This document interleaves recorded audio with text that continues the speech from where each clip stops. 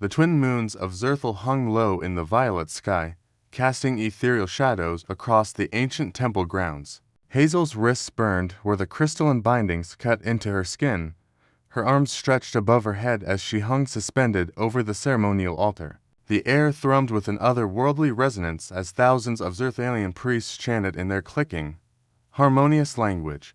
She had been a xenanthropologist, sent to study their culture. Now she would become part of it permanently. Please, Hazel gasped, her voice hoarse from screaming. I beg you, set me free. The high priest, his 6 eyes glowing with religious fervor, raised his forearms toward the sky. In his primary hands, he held the blade of eternal convergence, a weapon said to separate soul from flesh and deliver both to their gods. The eternal choir, the offering speaks, the high priest intoned, his translator device rendering his words into standard. The gods are pleased by her fear. It sweetens the sacrifice. Hazel's heart hammered against her ribs. She'd studied dozens of alien cultures, but she'd never imagined ending up like this. The Zerthalians had seemed peaceful, enlightened. She'd missed the signs the way they'd measured her. The reverent whispers when she demonstrated her problem-solving abilities during the cultural exchange. Humans were rare this far out in the galaxy. Apparently, they were also considered divine.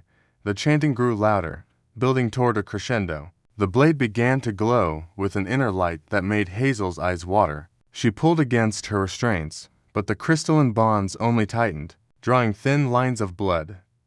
Then, cutting through the ceremonial drone, came a sound that didn't belong. A human laugh.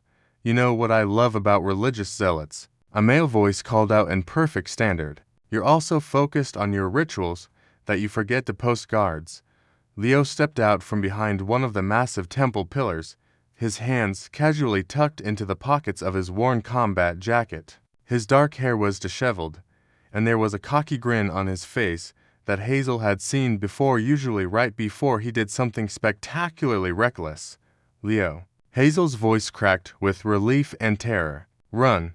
There are thousands of them. Yeah, I noticed, Leo replied, not taking his eyes off the high priest. Counting was never my strong suit, but even I can tell when I'm outnumbered.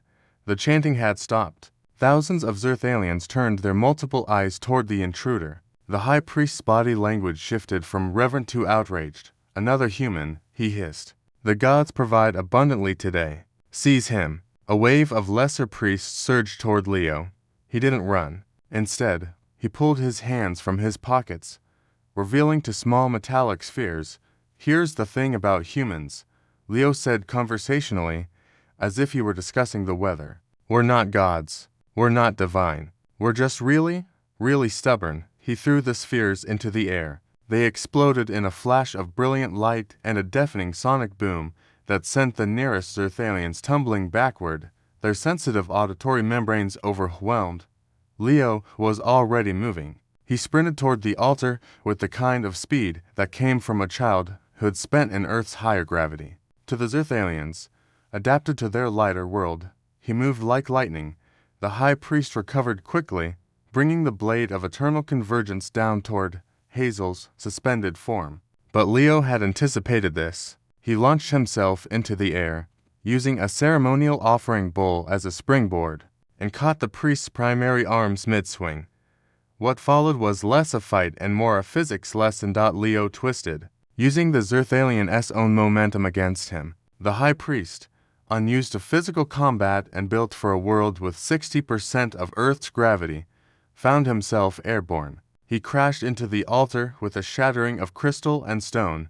Hazel, close your eyes, Leo shouted. She did, just as another flash grenade detonated. When she opened them again, Leo was beside her, producing a small plasma cutter from his belt. Fancy meeting you here, he said, carefully slicing through her bonds. I thought you were just supposed to be studying their pottery or something. They decided I'd make a better sacrifice than a colleague, Hazel replied, wincing as circulation returned to her arms. How did you even find me? Tracked your emergency beacon. Took a while to pinpoint because of all the ceremonial electromagnetic interference. The last bond fell away, and Hazel collapsed into his arms. Can you run? After hanging there for 6 hours. Not well, but I'll manage, Around them, the Zerthalians were recovering, their confusion turning to fury.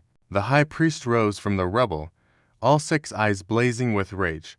"You dare interrupt the sacred rite," he roared. "You dare deny the gods their offering." Leo helped Hazel to her feet, keeping himself between her and the advancing crowd. "Yeah, I dare. See, that's another thing about humans. We really don't like it when people hurt our friends." He tapped his wrist communicator. Extraction. Now. A beam of light enveloped them both. The last thing Hazel saw was the high priest lunging forward, the blade of eternal convergence cutting through empty air where they'd stood moments before.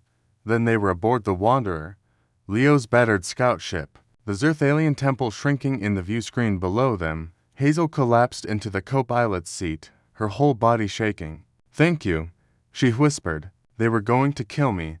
Leo engaged the faster-than-light drive, his expression hardening. "They're going to find that humans make terrible gods," he said quietly. "But we make excellent enemies. The Galactic Council is going to hear about this." As the ship jumped to hyperspace, leaving Earthel behind, Hazel smiled despite everything. Humans might not be divine, but in that moment, Leo had been her salvation, and that was more than enough.